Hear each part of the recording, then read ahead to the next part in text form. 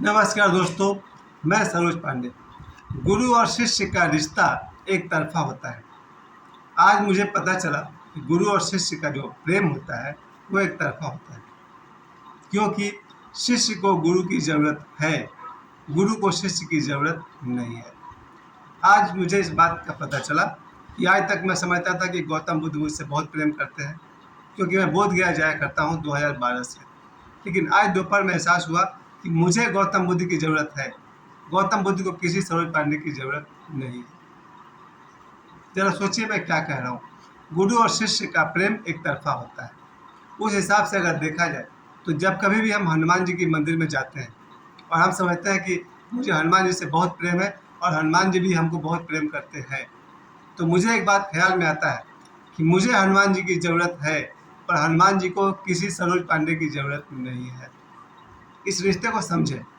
बहुत मुझे गर्व था इस बात का कि ईश्वर से मुझे प्रेम है और ईश्वर मुझसे प्रेम करते हैं। लेकिन आज मुझे एहसास हो गया है, मुझे ईश्वर की ज़रूरत है, ईश्वर को सरोज पांडे की कोई भी ज़रूरत नहीं है। सरोज पांडे को ऑक्सीजन की ज़रूरत है, ऑक्सीजन को किसी सरोज पांडे की कोई भी ज़रूरत नहीं है। मुझे जल की ज़रूरत है, जल को सरोज पांडे की कोई भी ज़रूरत नहीं है। यानी कि इस धरती को मेरी कोई भी ज़रूरत नहीं है, मुझे धरती की ज़रूरत है घर बनाने के लिए, रहने के लिए, जीने खाने के लिए। अग्नि को मेरी कोई ज़रूरत नहीं है, मुझे अग्नि की ज़रूरत है खाना पकाने से लेकर के दूसरे बहुत सारे काम के लिए। कुल मिला के मतलब ये निकल रहा है कि आज मेरा अहंकार चकनाचूर हो गया ये जान करके कि गुरु और शिष्य का संबंध एक तरफा होता है, और खतरा ये है कि भगवान और भक्त का संबंध भी एक तरफा ही होता होगा। क्योंकि जब मैं लीलोड़ी स्थान जाता हूँ या माँ छिन्नमस्तिका के मंदिर गया था या मैं माँ काली के किसी भी मंदिर में जाता हूँ और मैं जो दम्भ भरता हूँ कि काली माँ भी मुझसे बहुत प्रेम करती होगी, मैं काली माँ से बहुत प्रेम करता हूँ, आज दोपहर में मुझे एहसास हो गया कि मुझे काली माँ की ज़रूरत है, काली माँ को किसी सरोज पांडे की कोई ज़रूरत नहीं है, उनका मेरे बिना चल जाएगा। आप बजरंगबली को ही समझिए। सभी को लगता है कि मैं बजरंगबली को प्रेम करता हूँ, तो भगवान भी मुझको प्रेम करते होंगे। लेकिन आज मुझे एहसास हो गया है, सरोज पांडे को बजरंगबली की ज़रूरत है, पर बजरंगबली का काम बिना सरोज पांडे का आराम से चल जाएगा। क्या कहना चाहता हूँ मैं अपनी इस वीडियो के माध्यम से? इस बात को जानने के बाद पिछले एक सप्ताह से मैंने लगातार मंथन किया कि मेरे जीवन में जितने भी लोग हैं उन्हें मेरी कितनी ज़रूरत है और मुझे उनकी कितनी ज़रूरत है। और हालत मेरी ये है कि पिछले एक सप्ताह से मैं हर रिलेशन को एनालाइज करके देख रहा हूँ, विश्लेषण करके देख रहा हूँ। जिन्हें मेरी ज़रूरत नहीं है उनसे मैंने दूरी बनाना शुरू कर दिया है, और जिनकी मुझे ज़रूरत है उस पर मैंने पुनर्विचार करना शुरू कर दिया। यही ये दुनिया, यही ये रिश्ते नाते, यही ये संसार, जहाँ आया आदमी अकेला है और एक दिन जाएगा अकेले, और बीच में अकेला रहना किसी को भी अच्छा नहीं लगता है। पर सच्चाई तो है, कभी कभी मैं आज शाम को ही मैं बिल्कुल अकेला हो गया था, क्योंकि मुझे लगा कि ये मेरा 30 वर्षों से ओशो का प्रेम, कि मैं ओशो को बहुत प्रेम करता हूँ, और ओशो ने दोपहर में कह दिया गुरु को शिष्य की कोई भी ज़रूरत नहीं होती। और जिस गुरु को शिष्य की ज़रूरत है शायद वह अभी गुरु हुआ ही नहीं है। ज़रा सोच के देखिए, समाज में बहुत सारे गुरु हैं जिन्हें शिष्य की ज़रूरत है, लेकिन मुझे नहीं लगता कि देवराहा बाबा को किसी शिष्य की ज़रूरत है। वो स्वयं ही उस उच्च अवस्था में है जहाँ उनको किसी की ज़रूरत नहीं है। बाबा को क्या चाहिए था? देवराहा बाबा को क्या चाहिए आदमी से? पैसा नहीं चाहिए उनको, कपड़े लत्ते वो पहनते नहीं हैं, आपका भोजन उनको चाहिए नहीं, कुछ खाते पीते हैं नहीं। आप क्या दे सकते हैं देवराहा बाबा को? अपना मकान दीजिएगा, नहीं चाहिए उनको। देखा जाए तो देवराहा बाबा को किसी भी व्यक्ति की ज़रूरत नहीं है, लेकिन मुझ जैसे शिष्य को देवराहा बाबा की ज़रूरत है। इस बात को गौर कीजिएगा। आज मैं जो आपसे कहने वाला हूँ पूरे जीवन का मंथन करके देखिएगा। रिश्ता का आधार होता है एक दूसरे की ज़रूरत पूरी करना। दुनिया में जितने रिश्ते हैं, संसार में जितने रिश्ते हैं, सब गिव एंड टेक पर टिके हुए। मेरे पिताजी कहते हैं कि दुनिया में जितना भी रिश्ता है सब गिव एंड टेक पर है। कुछ तुम दो, कुछ तुम लो, इसी का नाम रिश्ता है।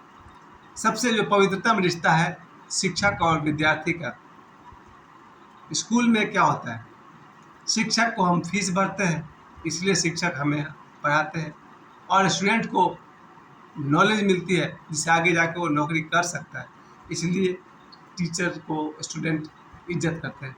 पर गलतफहमी तब हो जाती है जब स्टूडेंट को लगता है कि टीचर मुझसे प्रेम करते हैं और टीचर को लगता है कि बच्चे मुझसे प्रेम करते हैं। नहीं, वो संबंध पूरे के पूरे स्वार्थ पर आधारित है। शिक्षक का कोई भी संबंध विद्यार्थी से नहीं है सिवाय पैसे के। अगर सारे विद्यार्थी पैसा देना बंद कर दे, कितना दिन टिकेगा टीचर स्टूडेंट का रिश्ता? और उसी तरह से स्टूडेंट को अगर टीचर नॉलेज दिया ही नहीं, कितना दिन तक बच्चा आदर कर पाएगा? यानी कि पवित्रतम रिश्ता शिक्षक और विद्यार्थी का भी पैसे पर, गिव एंड टेक पर आधारित है।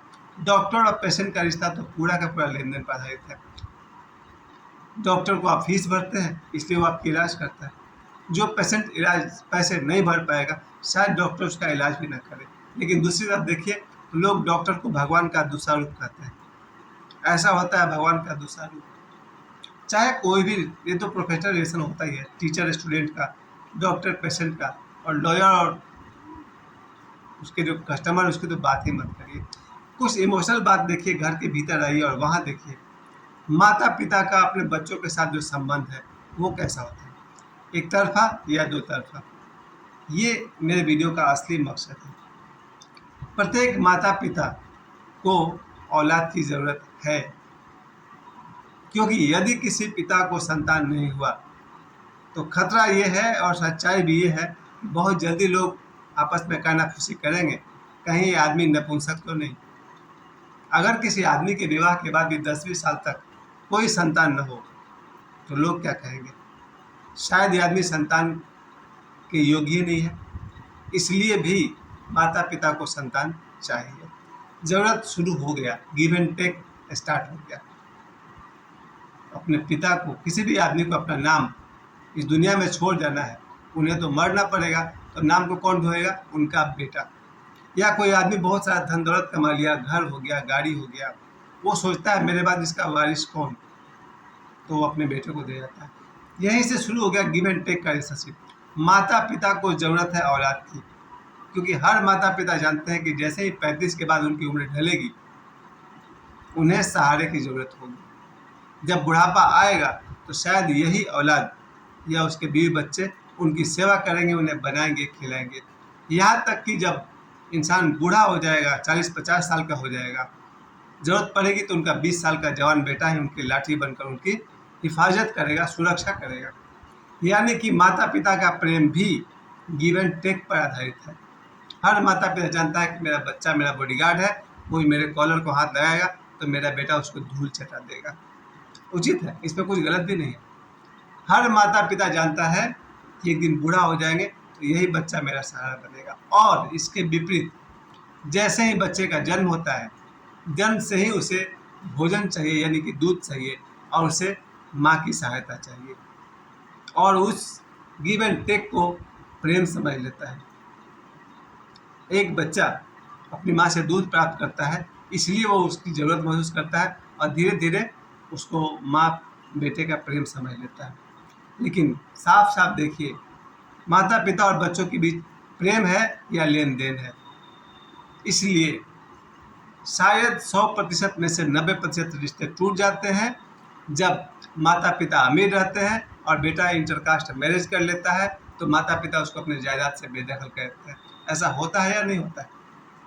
जब कोई लड़का गलत राह पकड़ता है, कुछ ड्रग्स वगैरह लेने लगता है, कुछ गलत काम करने लगता है, माता पिता थाने में लिख देते हैं ये मेरा बेटा है ही नहीं, गिव एंड टेक टूट गया।